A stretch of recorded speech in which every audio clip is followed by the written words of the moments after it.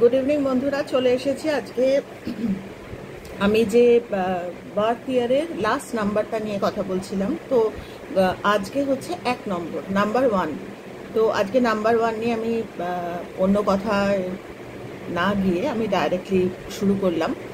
Number 1 যাদের, মানে একদম ধরো 2011, 2011 1 বা 2021 1, লাস্টের যে নাম্বারটা অ্যাঙ্কার, যেটা ওই লাস্ট নাম্বারটা যাদের 1, তাদের একটা টেন্ডেন্সি হয়, যারা আজকে আমার ভিডিও নতুন দেখছেন তাদের জন্য বলছি। এটা আমি বেশ কিছুদিন ধরে শুরু করেছি, একদম 9 থেকে শুরু করেছি। আজকে আমি 1 নম্বরটা বলবো, 0 দিয়ে কমপ্লিট হবে।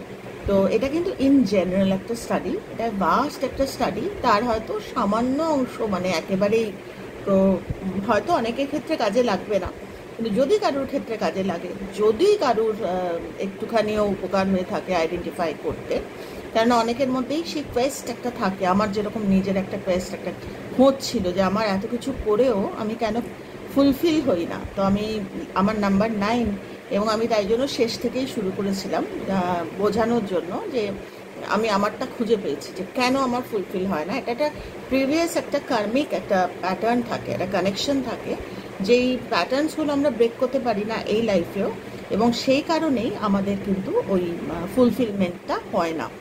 তো আমি নাম্বার 1টায় বলছি, সেটা হচ্ছে এরা কিন্তু জন্মগত না খুব ভালো লিডারশিপ এদের মধ্যে থাকে। এরা ভালো কমান্ড দিতে পারে, মানে কোনো গ্রুপকে, কোনো গ্রুপ, সেটা অফিসিয়াল গ্রুপ হোক, ফ্রেন্ডলি গ্রুপ হোক, যেরকম কোনো, বা ফ্যামিলিতেও হোক, এরা খুব ভালো লিডারশিপ এদের মধ্যে থাকে। এদের কমান্ডিং একটা জন্মগত থাকে।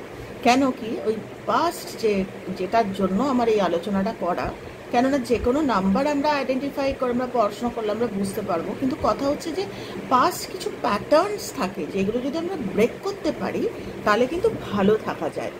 তো যে প্যাটার্নগুলো, সেগুলো হচ্ছে লিডারশিপ একটা প্যাটার্ন থাকে এদের, বা কমান্ড নিতে পারে এরা, খুব ভালো ডিসিশন নিতে পারে এরা, এগুলো এদের প্যাটার্ন। কিন্তু কখনো কখনো বলছে, কেননা এইগুলো সরি প্রিভিয়াস বার্থে বা আগের লাইফে, বা আমি এর আগের দিনও বলছিলাম, আমরা তো আগের লাইফ দেখিনি, আমরা গতকাল দেখেছি বা গত পরশু দেখেছি, মানে জীবনের খাতার বা ডায়েরির আগের পেজ কিছুটা আমরা দেখেছি। তো গতকাল আমি এইরকমই লিডারশিপ আমার মধ্যে ছিল, তার আগের দিনও আমার মধ্যে এরকম কমান্ডিং একটা অ্যাট্রিবিউট ছিল বা লিডারশিপ একটা ছিল, এবং তার আগের দিনও ছিল। দ্যাট মেক্স আপ একটা প্যাটার্ন। তো এই প্যাটার্নটাই বলছে প্রিভিয়াস লাইফেও। মানুষ জিজ্ঞেস করতে পারে যে প্রিভিয়াস লাইফ থোড়ি আমরা দেখতে গেছি, দরকার নেই, দেখার দরকার নেই। আমি যদি 1 বছর আগেও বুঝি, তবে হ্যাঁ, বারবারই বললাম, যাদের মধ্যে ওই খোঁজটা রয়েছে বা কোয়েস্ট রয়েছে যে কেন আমার হয় না ঠিক মতো, কখনো কখনো, সবার নয়, কিছু কিছু মানুষের ডিজায়ারগুলো ফুলফিল হতে চায় না। আমি এত ভালো লিডারশিপ আমার মধ্যে আছে, যদিও আমার মধ্যে এত ভালো সুন্দর আমি গ্রুপগুলোকে লিড করতে পারি, কিন্তু তাও হয় না কেন। তো বলছে যে কখনো কখনো এদের কিন্তু ডিজায়ারগুলো হাত থেকে স্লিপ করে যায়, মানে একদম হয়েও হয় না। বলছে তখন একটা রিমাইন্ডিং একটা বলছে না যে লাইফ কিন্তু আমাদের সুযোগ দেয়, আমাদের রিমাইন্ডার্স দেয়, যে টু আইডেন্টিফাই যে কেন হচ্ছে না। আমরা জেনারেলি টেন্ডেন্সি আমাদের অন্য মানুষকে ব্লেম দিই, ওর জন্য হয় না, বা ও এটা করেছে বলে হয় না। তো এই নিয়ে আমি 1.5-2 বছর ধরে বলে চলেছি, কজ অ্যান্ড এফেক্ট নিয়ে। তো যারা সেগুলো দেখেছে তারা জানে, তো প্যাটার্নগুলো ব্রেক আমাকে করতে হয়। মানে আমার যদি প্যাটার্নগুলো না থাকে, তাহলে হাজার মানুষ আমার সঙ্গে ভুল করলেও আমি ঠিক বেরিয়ে যাব। কিন্তু আমার যেহেতু প্যাটার্নে গণ্ডগোল, তার জন্য আমার অনেক সময় ওই একদম হয়েও আমার হাত থেকে স্লিপ করে যায়, হয় না। বলছি সেইটা আমাকে রিমাইন্ডার দেয়। কেন? বলছি কখনো কখনো এই যে লিডারশিপ আছে, এই যে কমান্ডিং যে বিহেভিয়ার বা অ্যাটিটিউড বা ক্যারেক্টারিস্টিক্স রয়েছে, সেগুলো একটা টেন্ডেন্সি হচ্ছে এরা অন্য মানুষের আন্ডারে কাজ করতে চায় না, অন্য মানুষের সুপারভিশন নয়, মানে অন্য মানুষের কমান্ডিংয়ে এরা কাজ করতে চায় না, এরা নিজেদেরটাই। তো বলছে ওখানে একটা গ্যাপ, যখন আমার হাত থেকে বেরিয়ে যাচ্ছে কাজগুলো, তখন আমাকে লাইফ আসলে আমাকে, মানে বলছে না যে সিংহ যখন শিকার করে তখন 2 স্টেপ পিছনে যায়, ওটা মারাত্মক ডেঞ্জারাস।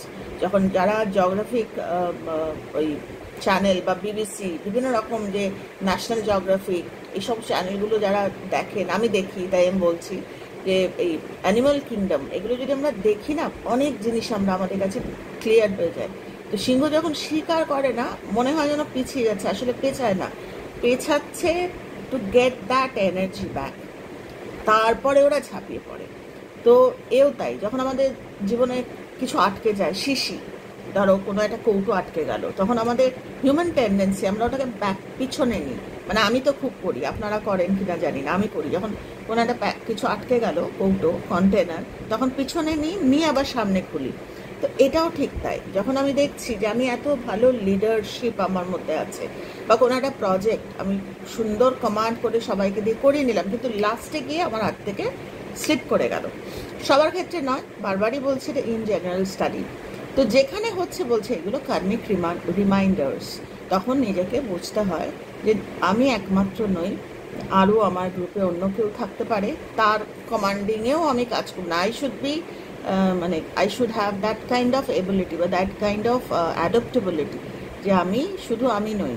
মানে ওখানেই আসছে হচ্ছে উইজডম, যে কখনো কখনো আমাকেও, আমি একদম রিজিড যে না আমার কথাতেই হবে, কিন্তু কখনো কখনো কিন্তু ওই ব্যাপারটা আমাদের আসে, এবং ওইটা হচ্ছে কার্মিক রিমাইন্ডার্স। আর কারণ হচ্ছে বলছি প্রিভিয়াস বার্থে এদের এই কমান্ডিং ঠিক মতো ফুলফিলমেন্ট হয়নি। তো ওই যে ক্যারি করছে যে ফুলফিলমেন্ট হয়নি, তাই এরা না ছাড়তে চায় না। মানে এদের আমার এরিয়াটা আমি ছাড়তে চাইবো না, এই আমার এরিয়াটা আমি এটা আমার, মানে আমি করব। কারোর সুপারভিশন বা বারবারই আমি সুপারভিশন বলছি, অ্যাকচুয়ালি ওটা হচ্ছে কারোর কমান্ডে এরা কাজ করতে চায় না। তো এটা হচ্ছে কার্মিক রিমাইন্ডার্স এদের আসে মাঝে মাঝে, যখন হাওয়া কাজ টেন্ডেন্সি হচ্ছে যে হাত থেকে বেরিয়ে গেল, তো তখন একটা কার্মিক রিমাইন্ডার্স আসে যে জাস্ট টু আইডেন্টিফাই।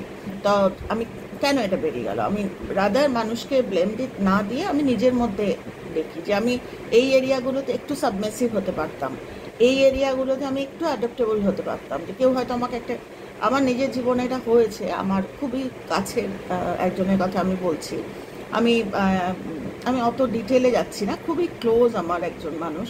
তো সে এরকম একটা পেপার হাউস, মানে তখন আমাদের সময়, আজ থেকে বহু বছর আগের কথা বলছি, তখন ওই প্রিন্ট মিডিয়া, তখন এখনকার মতো ভিজুয়াল মিডিয়া নয়, প্রিন্ট মিডিয়া। তো সে তার অলরেডি প্রেস ছিল, তো সে ওটাকে আরও বাড়াবে এবং পেপার একটা, ওটাকে কি বলে, মানে সপ্তাহ হিসেবে, মানে উইকলি পেপার, হ্যাঁ উইকলি পেপার সে বের করবে এবং এরকম করে করবে।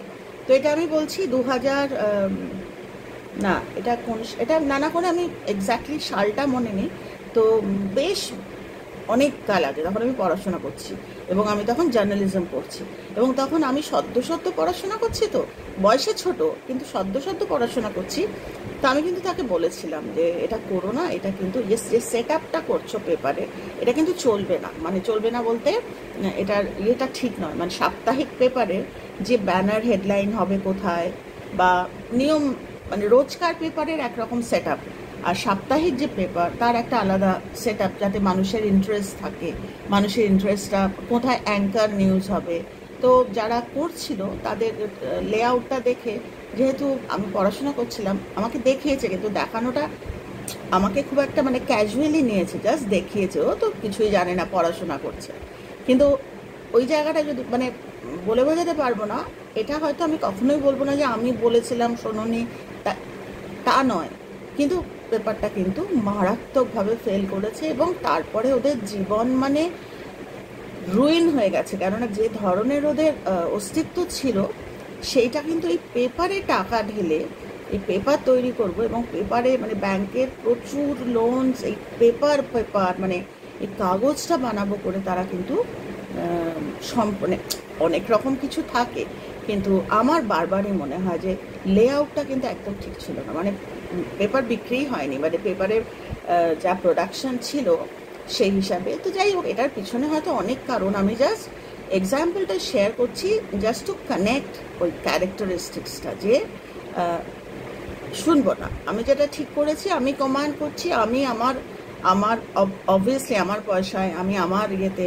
কিন্তু এক্ষেত্রে অনেক মানুষ আছে, অনেকগুলো নাম্বার যেগুলো আমি আলোচনা করেছি, তারা মোস্ট অ্যাডাপ্টেবল, তারা একজন ছোট বলছে তো কি হয়েছে, ও তো পড়াশোনা করছে, দেখি না শুনে একবার ওটা শুনে আমি কারোর সাথে একটু বড় কারোর সাথে একটু আলোচনা করি না ঝট করে না এই করে। তো এটা একটা জাস্ট আমি ট্যালি করানোর জন্য বললাম যে হয়তো বলছে না যে যখন রাম সেতু হয়েছিল তখন ছোট্ট একটা ওই কি বলে মনে আসছে না, ছোট্ট ওই একদম মনে আসছে না, সরি। তো সেও কিন্তু একটা ইট দিয়ে হেল্প করেছিল।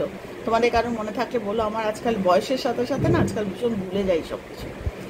তো ছোট বলে কিছু নয়, আমরা কিন্তু মানে আমার ওই অ্যাডাপ্টেবিলিটি থাকা, যে একটা বাচ্চা যখন বলছে ঠিক আছে দেখি না ও তো করছে, বলা তো যায় না, হয়তো বলে না যে একটা ছোট জিনিস হয়তো বিরাট কিছু আটকে দিল, তো কিন্তু আমরা শুনবই যদি না, তাহলে হয় না হাত থেকে স্লিপ করে যায়। এটা জাস্ট একটা এক্সাম্পল দিলাম। তো এই কার্মিক রিমাইন্ডার্সগুলো আমাদের আসে, তো যাদের ওয়ান, যারা বিশ্বাস করবে বা যাদের কোয়েস্ট আছে বা যাদের ওই খোঁজটা আছে যে দেখি না একবার শুনে, দেখি না যদি অ্যাপ্লাই করে কাজে লাগে, তো এইটা আছে, এই লিডারশিপ, এই কমান্ডিং যে অ্যাটিটিউড বা আমার কথাতে চলাবো, মানে আমি অন্যের ইয়েতে থাকবো না, ভালো, খুবই ভালো।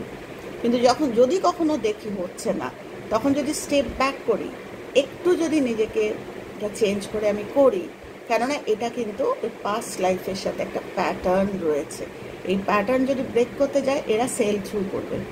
তো খুব খুব ডিফিকাল্ট, নিজের ফান্ডামেন্টাল ক্যারেক্টার্স চেঞ্জ করা খুবই ডিফিকাল্ট। যেরকম আমাদের 9 নম্বরের কথা বলেছি যে আমার যেগুলো ডিফিকাল্টিস রয়েছে, আমার যেগুলো চেঞ্জ করা, আমি কি পুরো চেঞ্জ করতে পেরেছি? তবে হ্যাঁ, ওই যে বললাম রিমাইন্ডার্সগুলো যখন আসে আমার, তখন আমি নিজেকে সামাল দিই, আগের মতো হয়তো ওইরকম হয়ে যাই না। আমি আগে নিজেকে আমি তার জন্য বলছি যে একটু জেনে রাখলে ক্ষতি তো নেই কিছু। তো এইটাই আজকে ওয়ানের বললাম, এবং আরেকটা বাকি রইল সেটা হচ্ছে জিরো। তো কালকে ইচ্ছা আছে আমার কালকে জিরোটা বলবো। খুব ভালো থেকো তোমরা সবাই, যে যেখানে আছো, যেভাবেই আছো, কাজে থেকো।